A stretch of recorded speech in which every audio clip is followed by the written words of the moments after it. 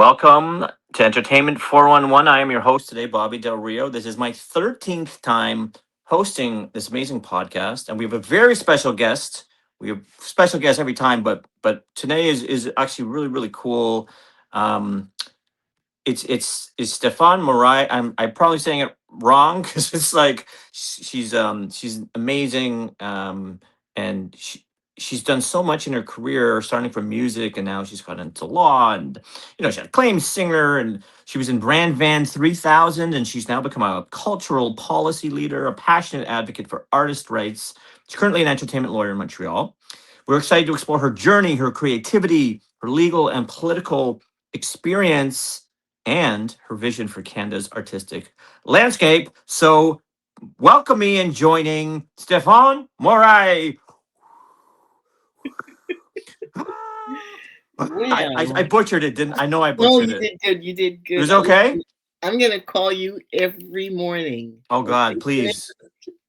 I was hoping. I didn't want to make it weird, but No, you please, did please very do that. good. Very good. Nice to be here. Oh well, I mean, look, we're a big fan of yours and your story. And again, if you're at home, we encourage you to post your comments and questions. Let's start at the beginning, just to get it out of the way, because you're doing so many cool things. You've got a book coming out. You've helped so many people. But Brand Van 3000. Uh, is it fair to say this was like sort of the beginning of your career in terms of that international stage? Yeah, it was like the very first strike at thunder. You know, when you try to bottle lightning, it was the Yeah, very yeah, first yeah. strike of this, and it was just a wild, beautiful time. Can That, you that just like set us up, because you sang this beautiful hook for like one of the most famous Canadian songs ever, I think. Um, and and then it led to, that was really the beginning of your career, because you can maybe just talk about how that started. well, first of all, thanks for saying that. I was um, I was an aerobics instructor. I was Wow. in between jobs. I You was probably still are. Look at you. You look 25. Like, what no, the hell's happening? I can't do anything of anything I used to do back then.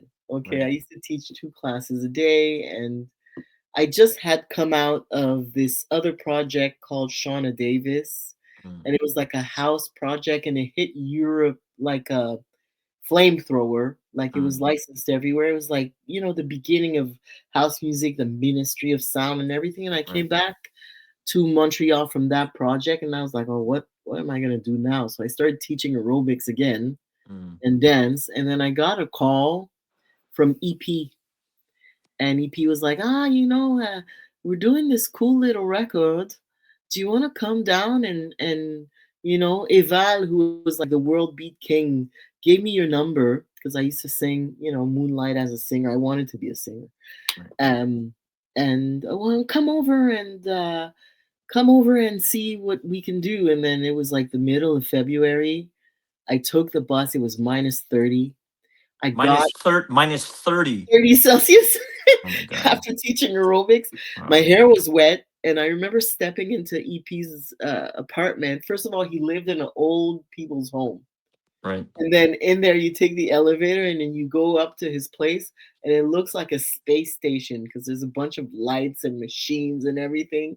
And then you make your Wow. way through all the instruments, and then there's a mic there, and he's there, and it's like, okay, let's go. And he was like so full with enthusiasm. So I just record, and then the rest is history. Like the And single, how old were you at the time? I was 26. You're 26 No, I years was old. sorry, I was 25. And like, here's the thing, like, I mean, this song and your contribution specifically becomes world famous, right? Yeah, Like almost immediately, right? not immediately. It hit Okay. Montreal really big, and then it propelled a bidding war. And all the major record label reps were all of a sudden in Montreal, and it was the destination to go. And Wow. before that, you have to say Alanis Morissette did a pretty good job Okay. uh, by putting Canada on the map. for us. So Oh, so this is interesting. So does that mean, so were they sort of after Alanis Morissette, were they kind of looking at other Canadian it music? was obvious that at some point they kind of Okay. realized, wait a minute, every cool thing we have is from Canada, so we better start paying attention, right? Right. Right. And they were right. Okay. So all right. So here you are. And again, give us the name of the song for anyone who Drinking in LA, it's a little right. ditty that made it through the ages. And you know, for drinking in LA, like what was your, because I remember that song. I think I was in high school when it came out, and everyone danced to it. Everybody remembers your part. To be honest, like not to be disrespectful, but I didn't remember the other parts of the song. But your part, when you know, Charlene asked me to host, and I was excited to do this episode, I was like, oh yeah, yeah, yeah, and I started like singing your part, Oh, that's which we lovely. all did. We always said like we would dance in university and everything, and there was like, and then I mean, we'll get a little bit into you know how it became a bit weird and unfortunate, but let's start at this amazing impact that you made with your voice internationally with this Yeah, song. I mean, I never realized it because I never got to embody fame. What I Right. remember is being exposed to many different genres of music because my Mhm. education, you have to understand, I come from Haiti. So it's the Okay. salsa, the compas, the Wow. classical music, the French songs, and Hmm. whatever we got from Miami, which is freestyle and a little bit of funk. Right. So when I was exposed to this range of music, it kind of multiplied my heart because I'm in love. I'll always be in love with music. So this collective of individuals who were wildly different.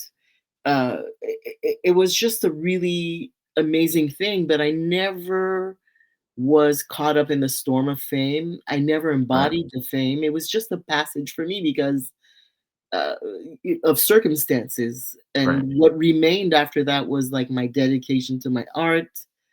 And before becoming a singer, I was a dancer. So when you're a Right. dancer, you give it your all, whether you're in front of the projectors or not, Hmm. whether you're on stage or off, like you give the same level of performance because Right. it's your pride. So I never got to feel like I was famous. I'm still surprised that the song endured all these years. Like it's almost Oh 30 yeah. years. It's a little bit embarrassing to tell you the truth. Well, and it's your, and it's like, I mean, again, I'm not trying to be rude to the other people because I like the song, but it's your part that I remember.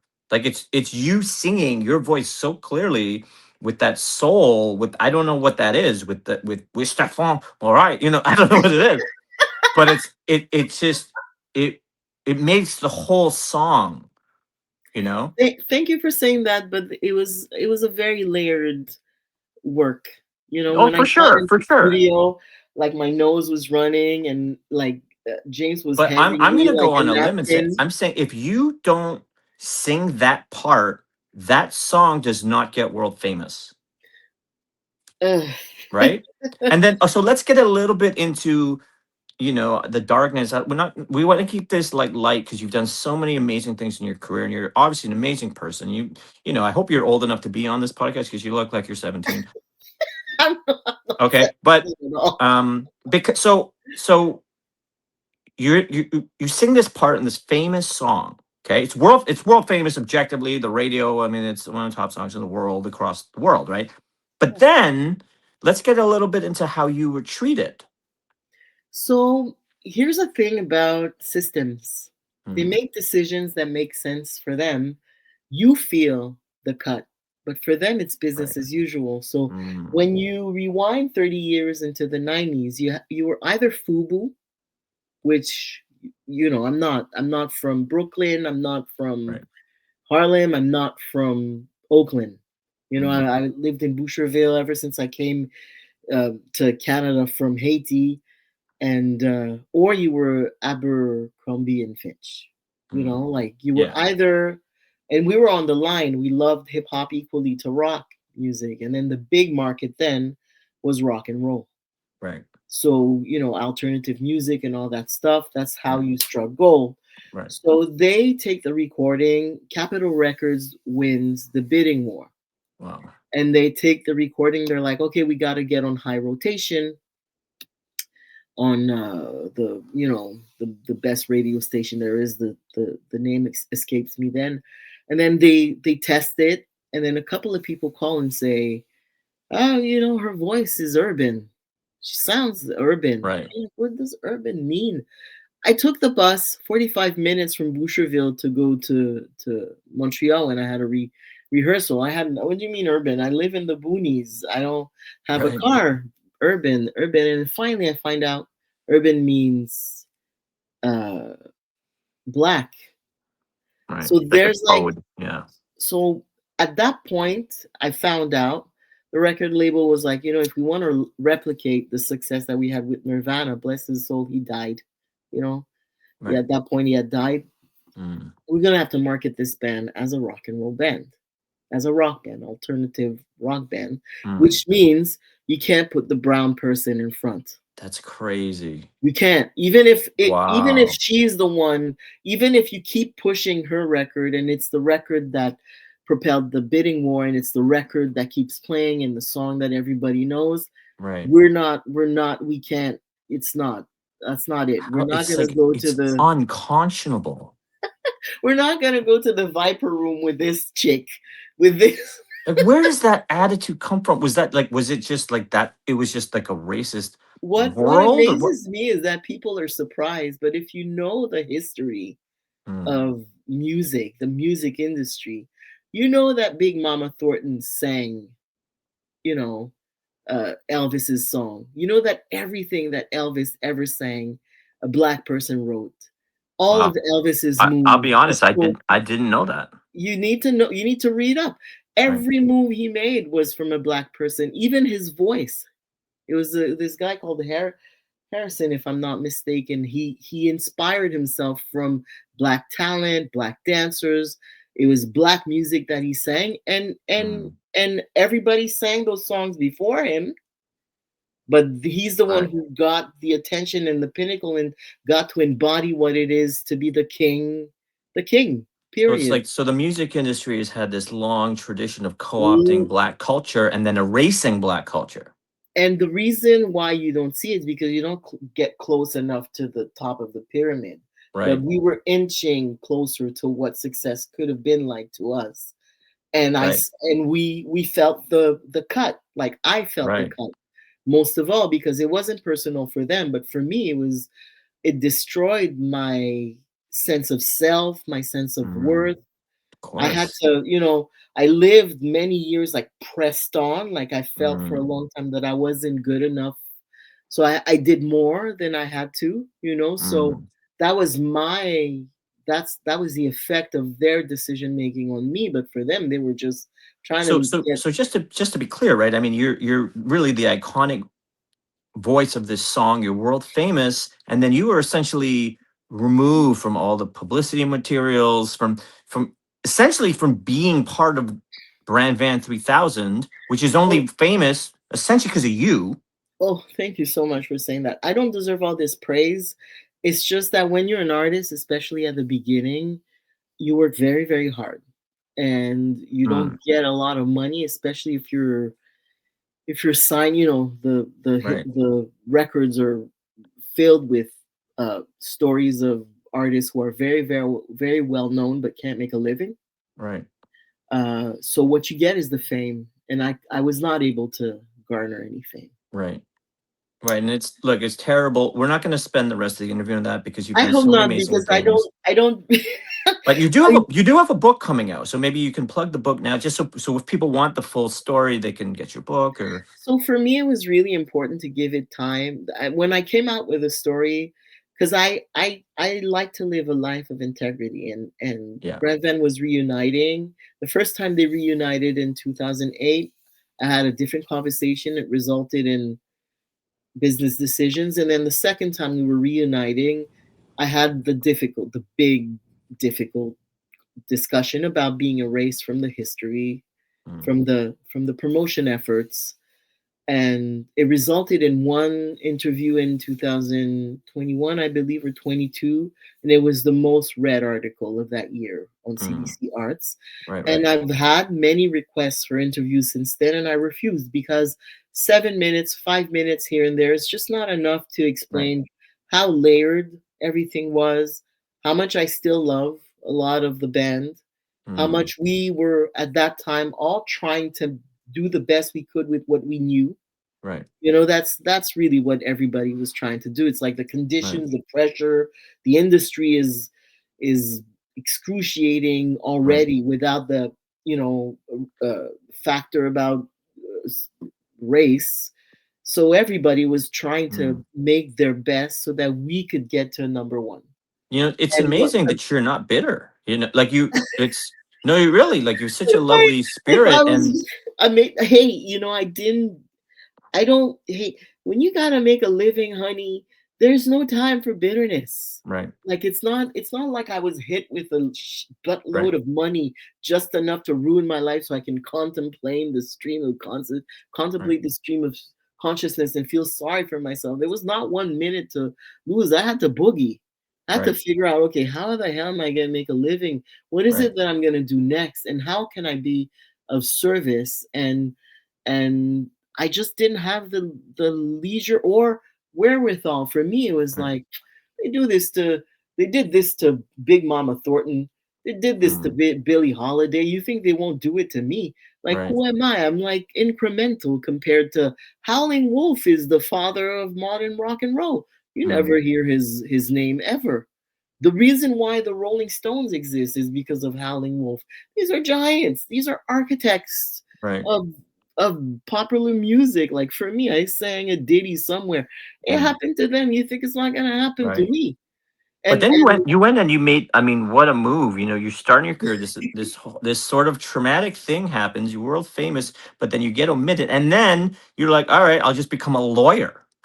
I'll just become a Like, lawyer. who does that? You know, like there's a lot of stories in the music world. Unfortunately, people they get into drugs and they start with the wrong crowd, and you're at that age, and then and So then you so go what right into law, right? well, there was a couple of drifting years where I Okay, okay, started singing with a band.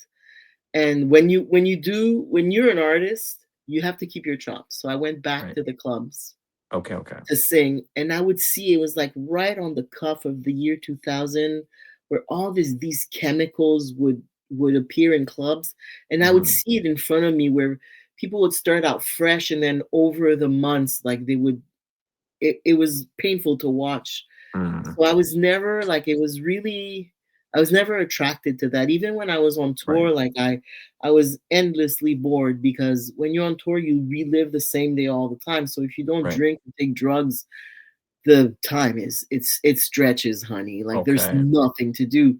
And I was bored a lot, so I would read, I would write the bar. right. So that must have been hard, you know. Like I've interviewed other musicians at a, you know, kind of that level where you were at, and almost all of them have many stories about drugs and alcohol. Like what was it in you that was like I'm not going there? Chocolate, Okay, okay, cake. right, Everybody, you pick your poison. For me, it was work. right, I've been a workaholic. I'm trying to correct this. And right. food, like I self-medicated with food. And Mm. my weight went really high, really low, really Oh, high, okay, really low. So there had to be an outlet for this trauma. Like right, I don't, I don't feel like becoming bitter and rehearsing the story all the time would have served me. And right. what I've learned, I was exiled at 1 year old, 1 years old. I was Oh my 1 year old goodness. when my family was exiled. We were expelled from because we were political. Anyway, it's in my book. Okay. And I traveled a lot from city to city. We came here first in Montreal because they spoke French. I did a couple of years, and then we went back to Port-au-Prince, and then the Mm, civil unrest erupted. mm. Duvalier left. It was I couldn't live there anymore because it meant death. So I came back here. Wow. So I kind of learned early to repaint, like draw your existence again. Once you're erased, Right. you recreate circumstances where you can be alive. And because Wow. I never got to be famous. I never felt famous. Like I Right. hear you talk about me and I have no idea who you're talking about. Right. But because of that, it was just like, okay, well, what else? What's next? You know, I was a Wow. dancer. I was a pre-med student. I'm gonna become a lawyer. What am I gonna do? You know, It's so really it's amazing. I mean, and this is a book that everyone's gonna have to get because it really is this genuine story of resilience. And there's people who have not experienced the kind of setbacks you and especially if you grew up with this and it destroys them. But it just seems like it, with you, you're like, okay, let's go. well, You There's such a it strength. destroyed my self-esteem. So Right. I overworked because Right. Right. when you do something, it's kind of a cognitive dissonance where you do Mm, something, okay, the song, the major record label, the big tour, like what's wrong? I've done all the pieces are there for success. Why am I not reaching the top? When this right. happens, what happens is you're like, okay, well, I guess I have to work harder, a lot harder. So then it kind of made it possible for me to become a lawyer. Was there a moment, like I don't want to be cliche, like a rock bottom, but was there a moment you remember when you're like, I am, it's like in a screenplay where like the protagonist recommits to the journey, where it's like, I am going to be a lawyer. Like, was there a conversation? Like, how did that transition happen? I'd like I I'd like to think that there is, but it was like thankfully it was a letter in the mail that from the bar reminding me you've been on tour too long. You're gonna have to rewrite the whole thing. And I don't know Okay. if you know that, but the bar is excruciating. Oh yeah, my dad's a lawyer. I Oh my understand. God, Yeah, yeah, you yeah. don't want no part of it. No. Like you once Hmm. you've done it, I'm like, well, I've been in a rock and roll band for 3 years. There's no way in hell I can manufacture more of those brain Right. cells. It's not gonna. No, but so that's powerful though. Okay, so you had taken the bar before? You know, I learned. I had taken the bar. I did half of my stage, and then I went on tour. Got it. And the way I wrote my bar was I was on tour with Shauna Davis, this other project, and I Mm, would fly from like Belgium and write an exam and fly back. mm, And then, you know, I was on Germany, fly back, write the exam, come back. And wow. I learned from experience. I'm like, okay, here's what happened. When I really, the turning point, you, hey, you have good questions because the turning point for me was I was invited to a lot of TV shows. Right. And there was one particular TV show on jazz Mm, where everyone had to, it was back then when culture was still important. And it was like this wonderful little TV show where people would read books, review them, and then one person would perform a cherished work, and then people would discuss again, and then that was the amazing show. right. So they invite me. They're like, "Oh, we're doing Billie Holiday. It's a jazz festival. Do you want to come sing a little jazz? Read her book. Tell us what you think." I read the whole book, Wow. and there's a scene where Billie Holiday says that she finished recording a song that was going to be famous that we still know today. And then she goes, "Here they go. They paid me $150, and here I am in the streets again, like with nothing to show for, looking for baked beans and pork." Wow. And $150 was exactly what they paid me for recording the vocals on Drinking in LA. Come on. I'm telling you, Total flat? flat. I made money after that, you know, for other circumstances, but I put the book. I remember I was reading and I put the book down. If Billie Holiday, it's the same. It was the same for me. It's like I Right. finished recording a song, they give me the $150, and then just go on your way, do something else. And Right. I was like, this is it. This is all it's ever gonna be. Mm, You know, I'm no Billie Holiday. I was no legend. So I right. was like, I mean, I if had they could to. do that to her, I mean, Oh what are my they gonna do to God. you, right? I mean, So that's the thing. It's the had I maybe if I had not read that book at that time, I would have mm. continued singing.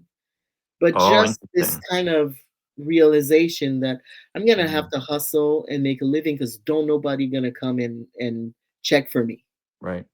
No one. And then I just it wasn't that I had anything to prove, is that I had to create circumstances where I survived. Right.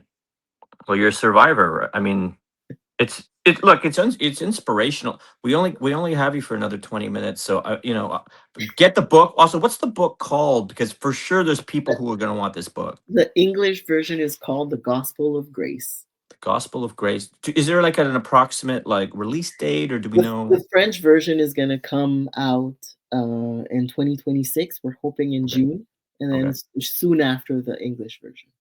Yeah, and for sure, we're going to support you. We're going to promote you, and Oh my obviously God, I'm Charlene so loves you, and lucky. she's, you're probably Charlene's your new best friend. She's gonna she's gonna be your publicist, and eBoss is going to support you.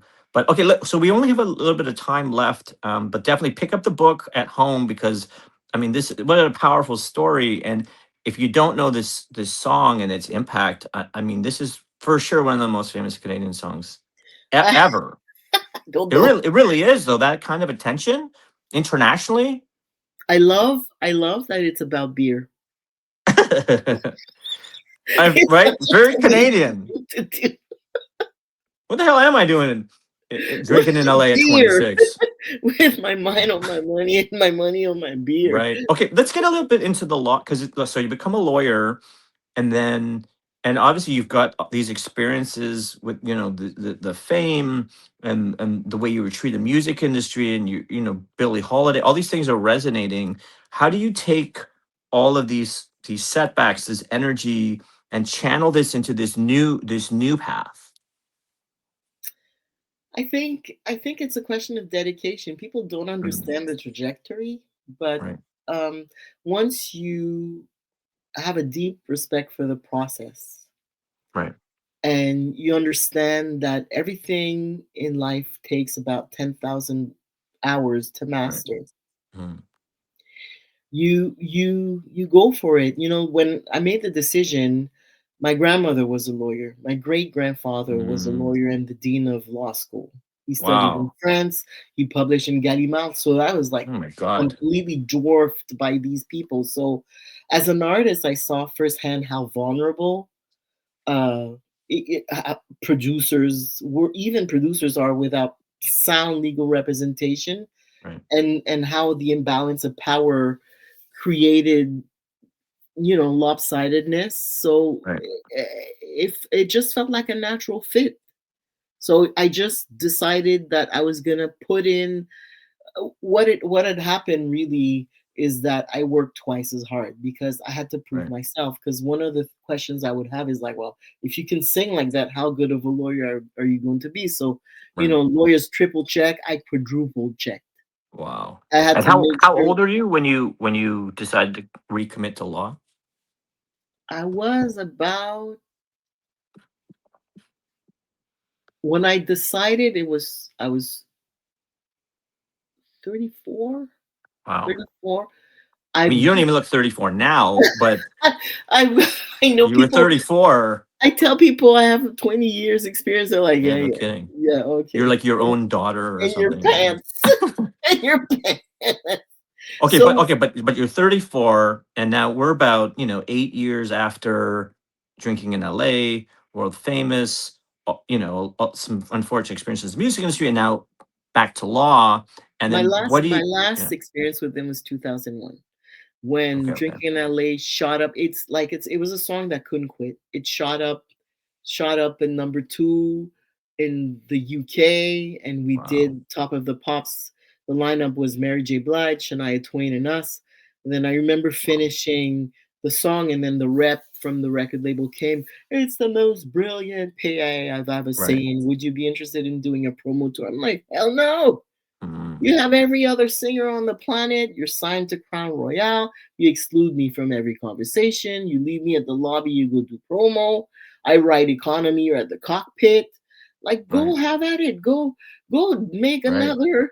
But see, they knew you were the talent, right? That's what comes across to me. Even though they knew that they did you dirty, they knew what you could do. Karma is a bee. Never borrow. I think in the UK it's more apparent. Mm, From traveling everywhere, what I love from the UK is that they have a respect for artists. right. It increases with level, but there's a baseline of respect for what artists do. Oh and yeah. they demand better conditions than they Especially do. music. I mean, number two in the UK And is it no joke. shows. It Yeah. shows. Listen to the music that is coming out of the UK right now. Yeah. You'll understand that in the long run, it's much better to treat artists and creators well. Right. Whereas here, you're like, what do you mean? It's that is that the money? You're gonna, yeah, yeah, that's the money. There is these are that's how it is. I'm Mm, like, but you have to ask more. right. Like I represent producers, and what I try to make sure is that when we enter a deal, it's I know there's an imbalance of power. You'll never measure up to people who already have the legacy, but you have to have a baseline where people feel like they can bring their integrity, their whole Right. self to a deal.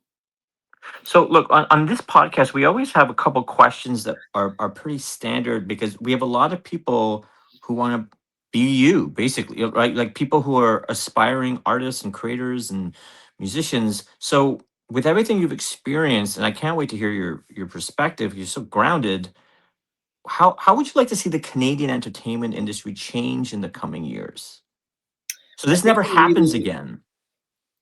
listen. I really think that we need. Right now, I'm really concerned with the strange dance that we do every time there's a new technology for culture.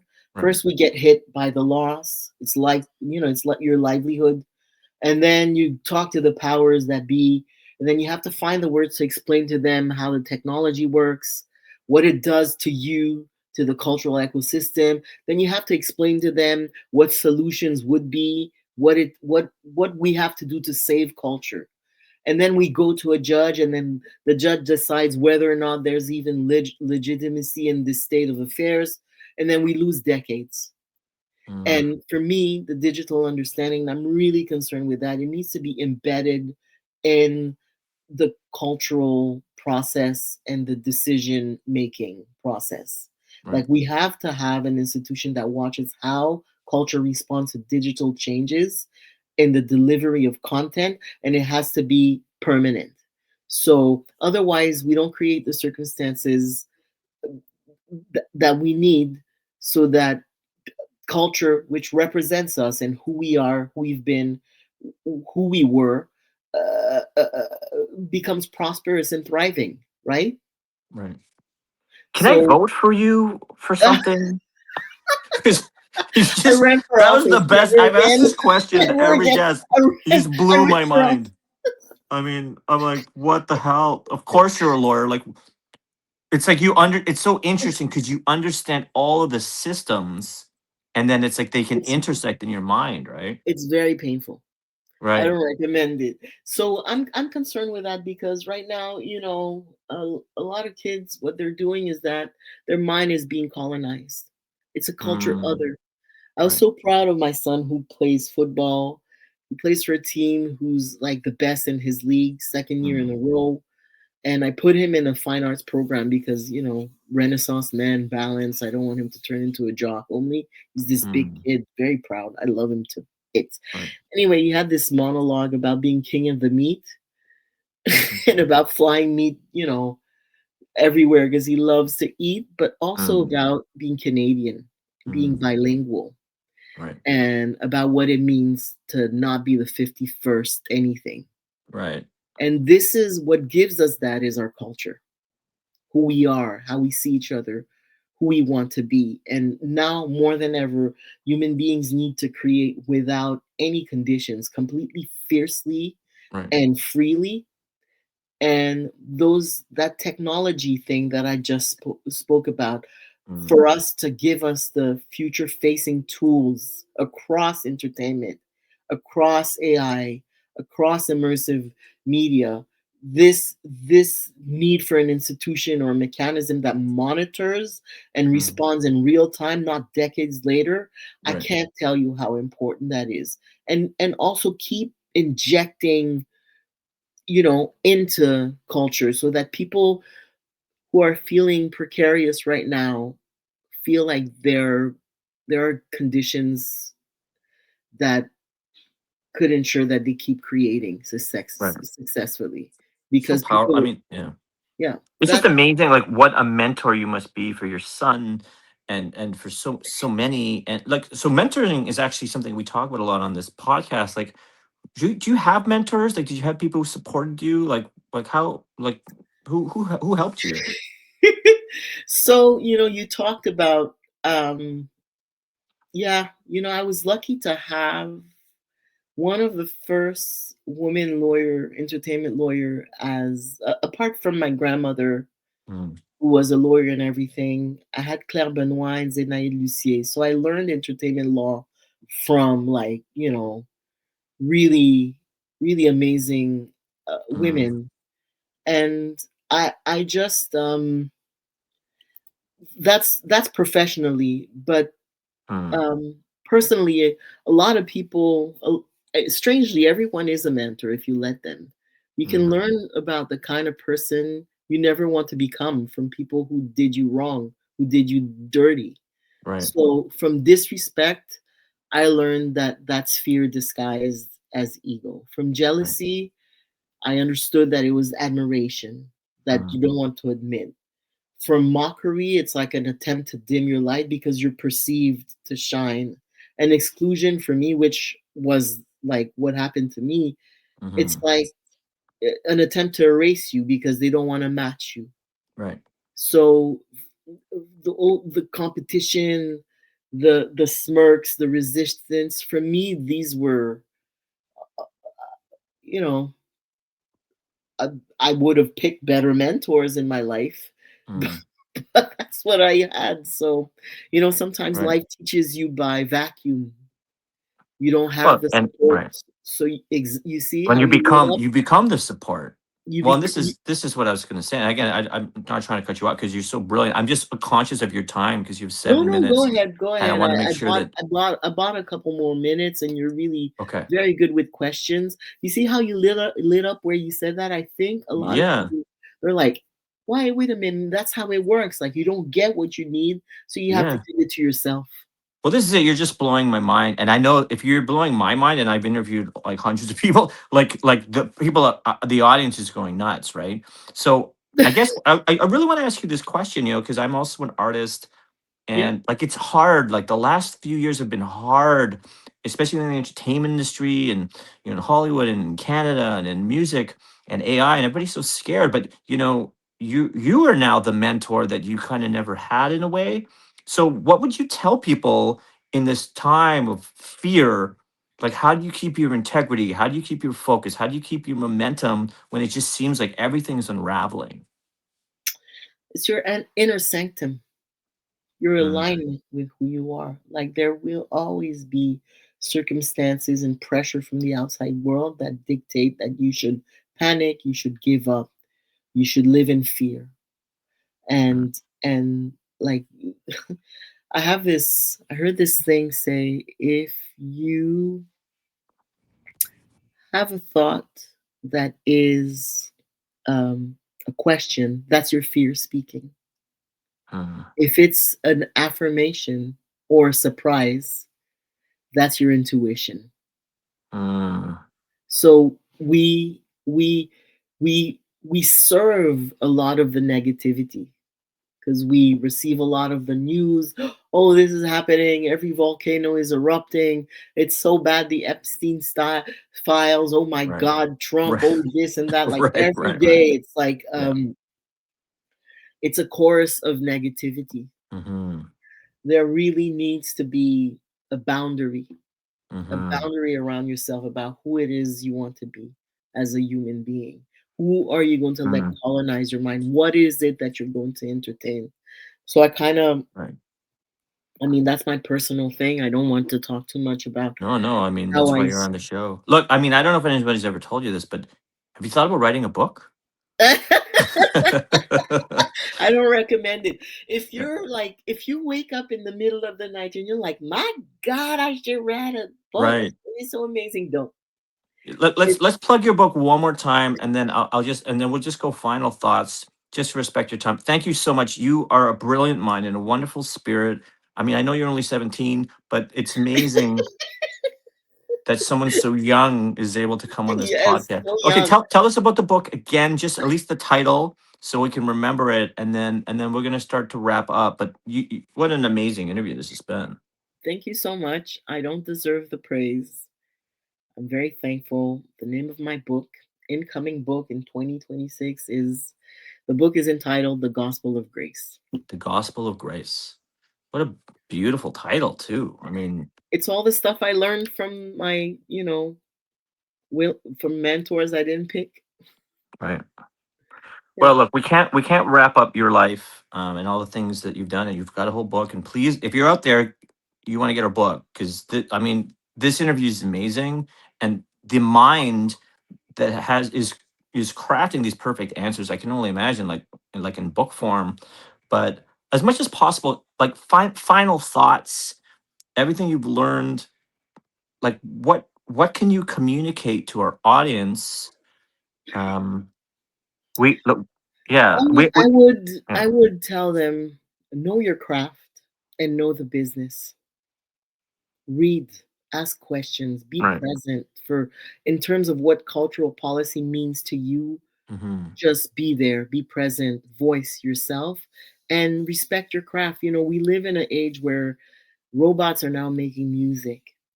So, human beings, I said this before, I'll say it again, you need to be uncompromising and create from a place of fierceness, from a fire, because this is what we do as human beings. We Mm, connect, we create, we invent things out of nothing. We plug in, we align, and we express. Do it with fire. Like, right. be so committed to that, because otherwise, it's just the next robot music. And we've got this question from Instagram, but is that what you would say to aspiring singers, Yeah. or is there a slightly different? Is it the same advice? Uh, Pretty much. And I remember one singer asked me, "So how do you hit the high notes?" And I told her, "Well, you need to push from your diaphragm. Like, you need Hmm. to have support for the high notes, because I practiced a long time to sing like Shaka Khan." And then she answered, "But I'm on the pill." Okay. You don't get Okay. it. It's No. okay. I'll explain. It's just inform yourself. I love her still. We still in contact today, and she Mm, turned out to be a gorgeous singer, because I explained to her that your diaphragm is in part of your breathing system and everything, and mm, it's not a contraceptive. It's very mm. different. And Oh, okay, so, okay. so the lesson Okay, in the okay, joke, okay. the lesson in the joke is just, not everybody's gonna have an Aretha Franklin voice, and it doesn't matter. Do what you do with all your love. Express yourself as purely as you can, because otherwise, it's just a replica of what it is. So don't be afraid to commit to yourself, to your own talent, to bring out what it is that you do and only you can do. So I wish we had another 98 hours to conduct this interview, and that still wouldn't be enough. That'd be a warm up. Unfortunately, I know you've got hard out. It's now 8:14. So I just want to thank you so much. Your insight, your creativity, your passion. Your work as an artist and an advocate. You've been such a I'd just like to an return the compliments to you. Like, you're such a careful interviewer. Your questions are so astute. Charlene is doing an amazing thing here, just to shine the light on people who are working behind the scene with all their dedication. For me, it's really so important, because this is where it really happens. right. So I'm happy that there were people to to to ask questions today and to listen to the interview. And I if I could touch just one heart, I've done something. Well, you definitely have. You've touched mine, and on behalf of Canada, like first let me apologize for what it's an iconic song, and no, it really no, I mean it very sincerely, and that is one of the most like memorable voices that I remember, and but also the fact that you can, again, the gospel of grace, that you can take one of the worst things that I have ever heard happen to an artist and somehow use it as an example to have integrity and discipline. I mean, it just says so much about your character. So everyone's got to get your book. If they don't, Charlene will hunt them down and probably just sell them books door to door. I have no idea. But thank you so much just for being you. Also, I'm very are your parents okay with you being on this podcast? they're okay. Why not? Yeah, well, because you're so young. I don't know. It's just school night. I don't You know, you know your way to a lady's heart. Like you are know. swimming in ladies. Right. No, but honestly, thank you so much. We really just appreciate you. And I know you don't do every interview, No, I um, don't. I don't but because I had a yeah. previous, contact with Charlene, and she's so amazing. She's so amazing. And when she reached out again, I'm like, oh, we got to do it. Oh, Doesn't yeah. matter. Well, and she really, really cares. I mean, she's been She so really moved by does. you. She And really does. You're yeah, doing amazing work, and I can only wish you like millions of auditeurs and all that stuff. I will take the millions of anything Everything, that every comes. million. Yes. No, but honestly, thank you so much. And thank you for doing the podcast. And we can't wait until your book comes out. We're going to tell the world. Thank you, Bobby Del Rio. Thank you.